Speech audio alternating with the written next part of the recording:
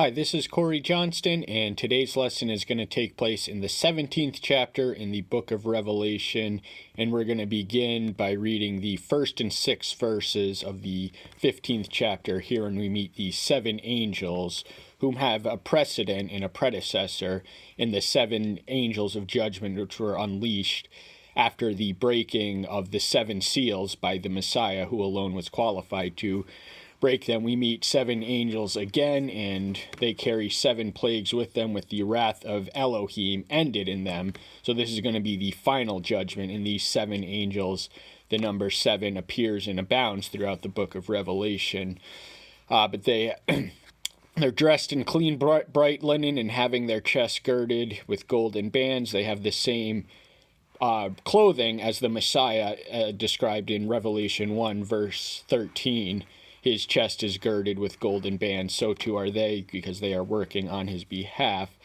And then in the 16th chapter, we meet them one by one, each of whom is told a loud voice from the heaven, first verse, saying to the seven angels, "Go and pour out the bowls of wrath of Yahweh on the earth."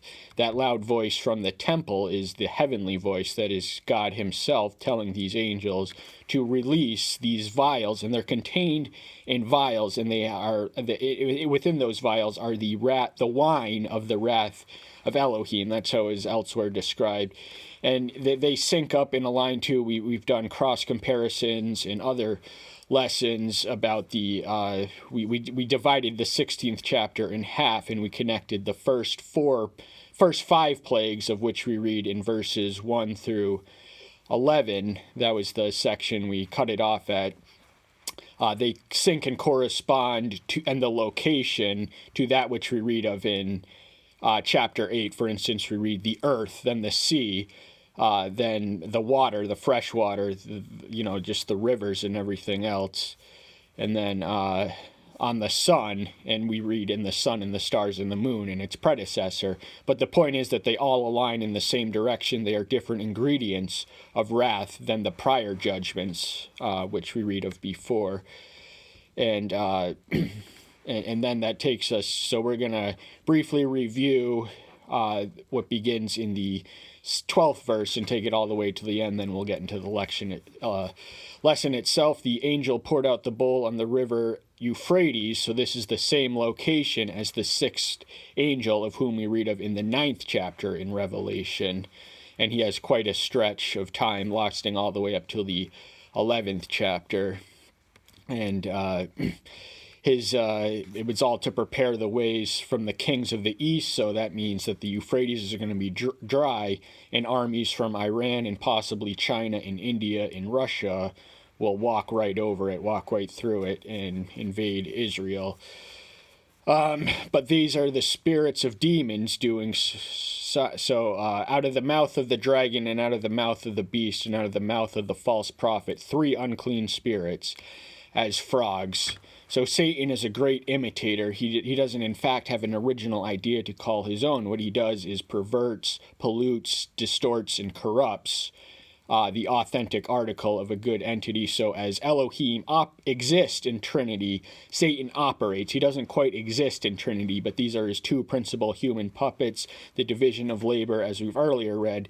The dragon has the crowns on his head. He's the brains of the operation. The beast, the first beast of whom we read of in the 13th chapter, has the crown on his horns, symbolic and analogous in the ancient mindset to power. So he is the muscle of the operation, and the false prophet is his mouthpiece, and that's how they kind of control the earth for a season and unleash the full evens. Spirits of demons doing signs, who go to the kings of the entire world to gather together.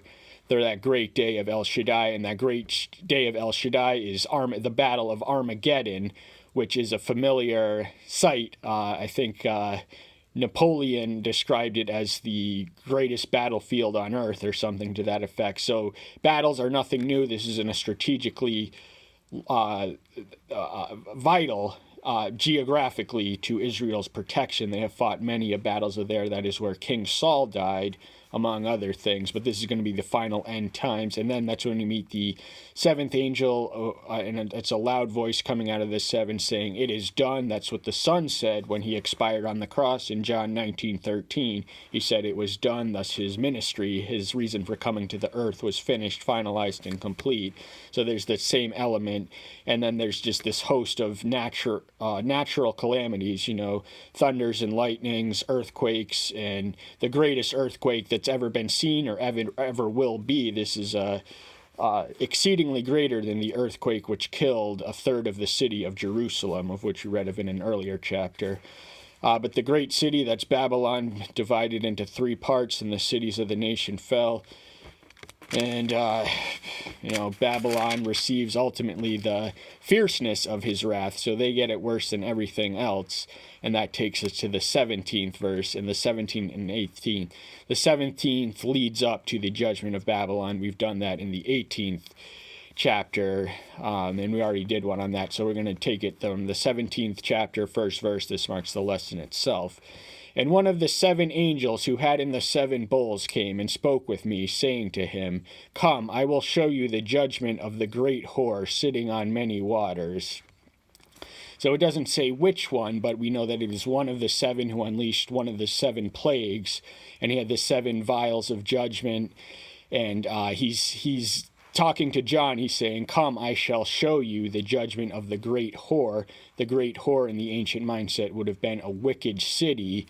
Isaiah describes Jerusalem as such in Isaiah 12:1, and also the term harlot, which this great whore is elsewhere described, is used by Isaiah in 23:16-17 in reference to Tyre, and by Nahum in 3:4 of the book which bears his name in reference to Assyria. So that was the great whore is Babylon, and she is sitting on many waters, and we read the same thing in Jeremiah's 51st chapter. This is 51st chapter, verse 13, and this is incidentally pertains to the judgment of Babylon. And from an Old Testament perspective, Babylon is a physical, an actual location, a very real presence. It becomes symbolic and spiritual when we read that word in the New Testament. But we'll touch on that when we read the actual word itself.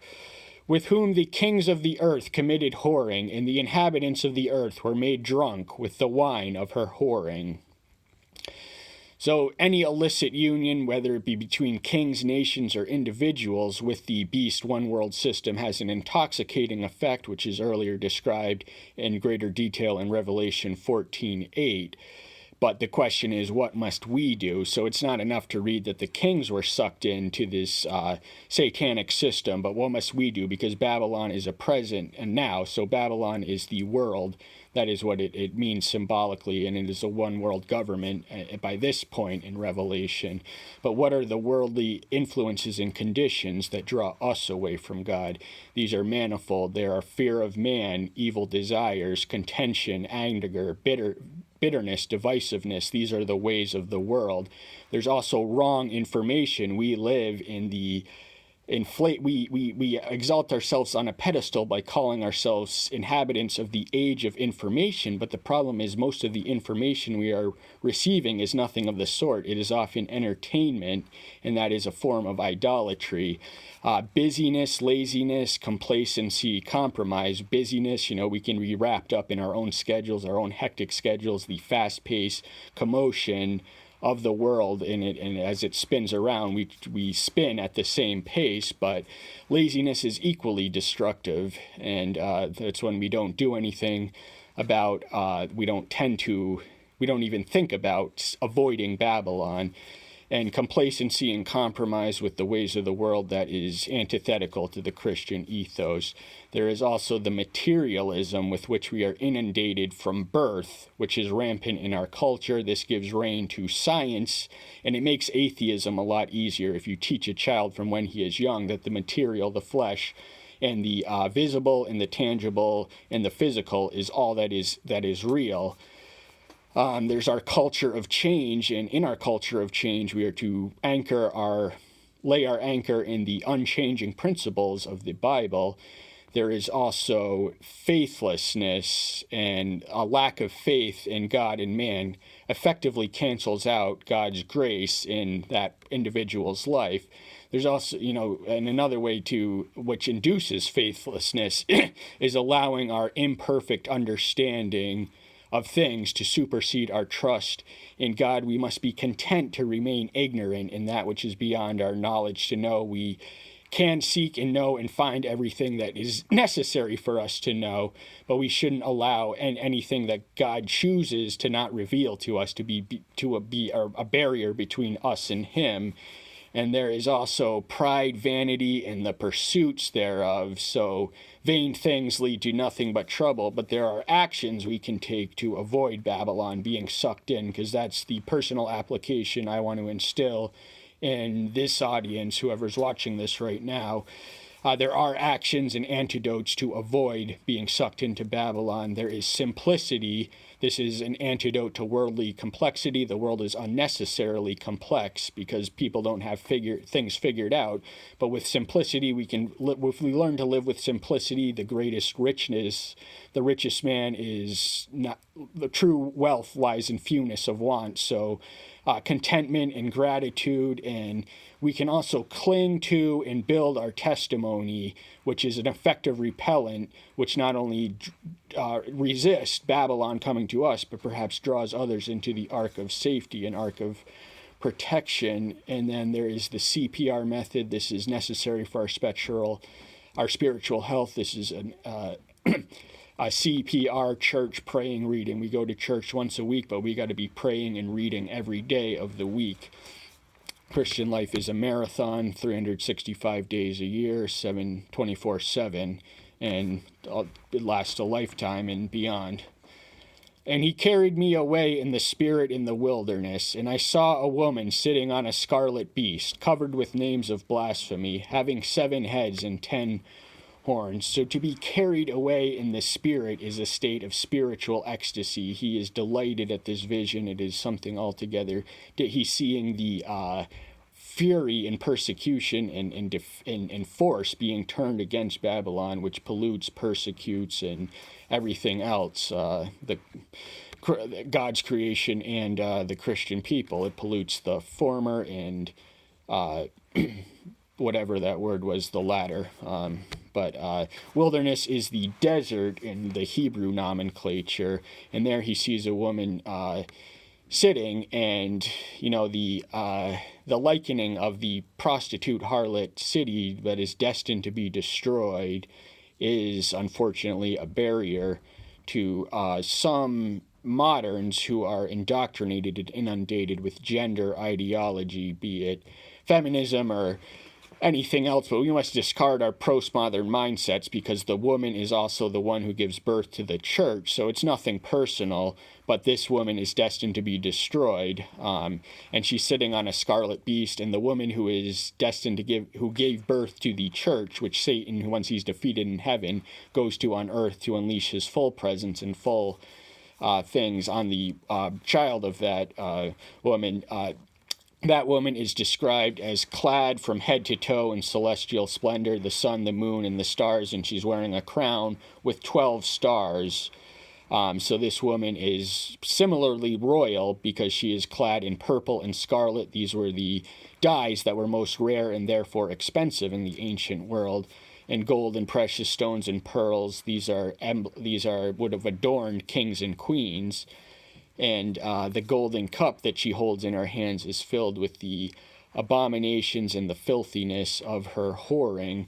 So abomination is a term of derision. That is what Yahweh uses to mark out the thing he loathes and detests the most. And the filthiness is impurity. And whoring, a whore is, it's not only... it's not only sexual stimulation and the desire therefore, but it's also compromising what is most sacred. That is one definition of a whore. And then verse 5, and upon her forehead a great name was written, as mystery, Babylon the Great, the mother of the whores and the abominations of the earth. So that is an unflattering designation and title to call this, and I'd be very surprised if this system calls itself Babylon. It is almost, we can have almost complete certainty that it will not appear by that name, but John is writing symbolically, and from his vantage point, the ancient Jewish vantage point, Babylon was the symbol of worldliness and empire and everything else. And this is the mother of the whores. This is the one who gives birth to the whores, much as the woman who we meet of in the 12th chapter gives birth to the church, which is undefiled in itself, even though Satan makes major inroads to it, and there's a great falling away before the end times. But she's not only the mother of the whores, but of the abominations of the earth, that is everything that Yahweh detests, and we read of something similar in Jeremiah 50:51. The later chapters of Jeremiah pertain to the judgment on Babylon. Verse 6, and I saw the woman drunk with the blood of the saints and with the blood of the martyrs of Yahweh, and having seen her, I marveled, greatly marveled. So this woman is drunk, she is intoxicated, that means she is inebriated with the blood, so she gets a sadistic thrill from the blood of the saints and the blood of the martyrs. Martyrs translates in the Greek original as witness, and they are witnesses of Yahshua, and they maintain their witness at all hazard and health, and they're willing to put their life on the line for their witness. They are the ones who resisted the calls to conform or compromise, or else they are willing to pay the price with their heads. And when John beholds her, he marvels, and he not only marvels, but he also adds the additional detail that he greatly marveled. And the angel said to me, why did you marvel? Let me explain to you the mystery of the woman and of the beast she rides, which has the 7 heads and the 7 horns. So the angel is kind of interrupting John's religious ecstasy. Remember, he's carried away in the spirit, so he's in a state of religious ecstasy. And so he's saying, you marvel at that which you know not. Allow me to explain it to you. And the beast on which he rides has 7 heads and 7 horns. That's what we read of in the 12th chapter, 3rd verse, in reference of the dragon, that is Satan, and also in Revelation 13, verse 1, that is the beast, the anti-Messiah. And she is riding on this woman, and she is connected to Satan by the 7 heads and the 10 horns. The beast that you saw was and is not, and is about to come out of the pit of the deep, and goes to destruction. And those dwelling on the earth, whose names are not written in the book of life from the foundation of the world, shall marvel when they see the beast that was, and is not, and is yet. So he's telling him that this beast is an imitator of the Messiah, who were written, the one who is, who was, and is to come. So there's a past, present, future omnipresence about him. But in this beast, we read that he appears once, is not presently evident, but will manifest once more in the future. So he is absent in the present, but he will manifest once more. That's when he is carried and cast to the lake of fire. And the ones who follow him to a certain death and destruction and doom and hell and damnation. But those whose names are recorded in the book of life, this is a concept which has an Old Testament precedent. It's alternately known as the book of remembrance. It is the seal of our salvation. That is, it's not a literal book, but it is emblematic. It is embodied in the mind of Elohim. And that's how he knows who will be saved. And it's from the foundation of the world, so everything that is happening is subjected to providence.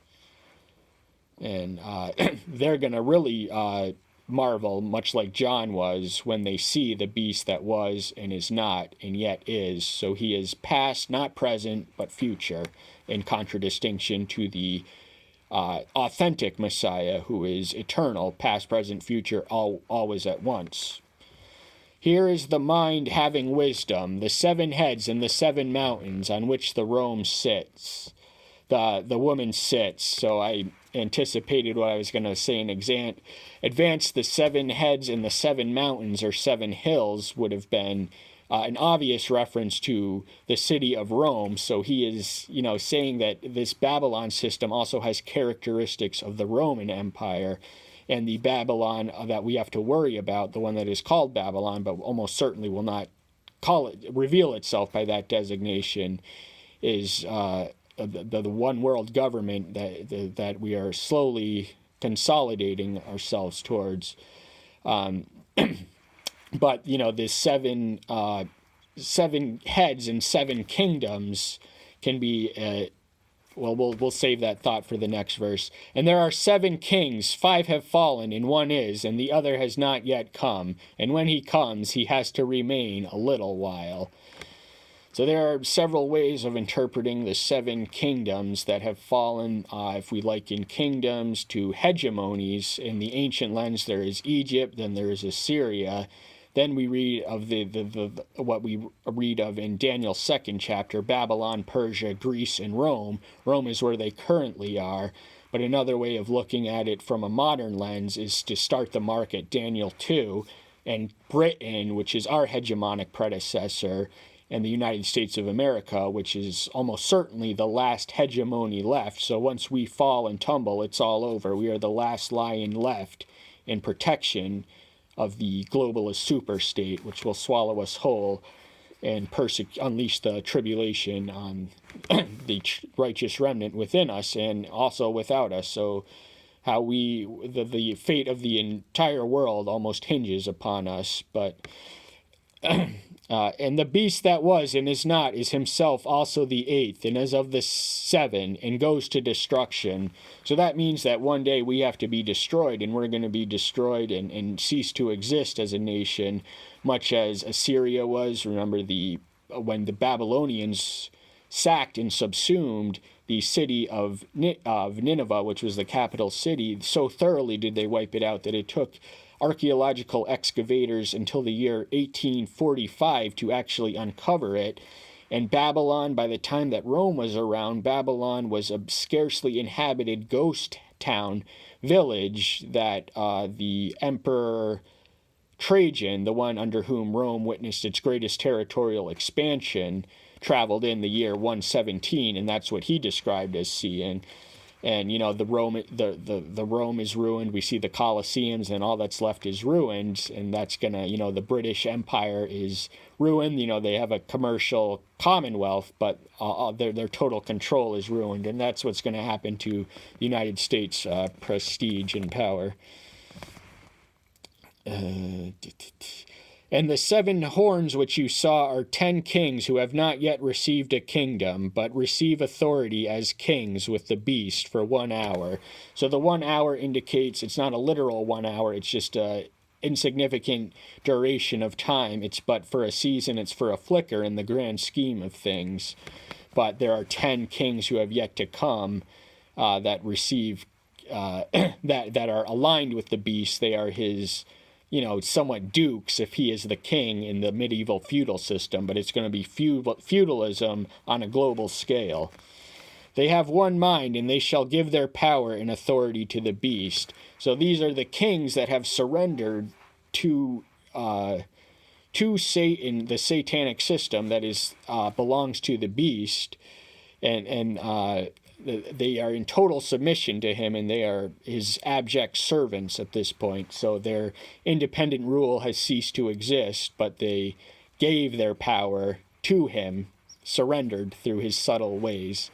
They shall fight with the Lamb, and the Lamb shall overcome them, for he is Master of masters and King of kings, and those with him are called and chosen and trustworthy.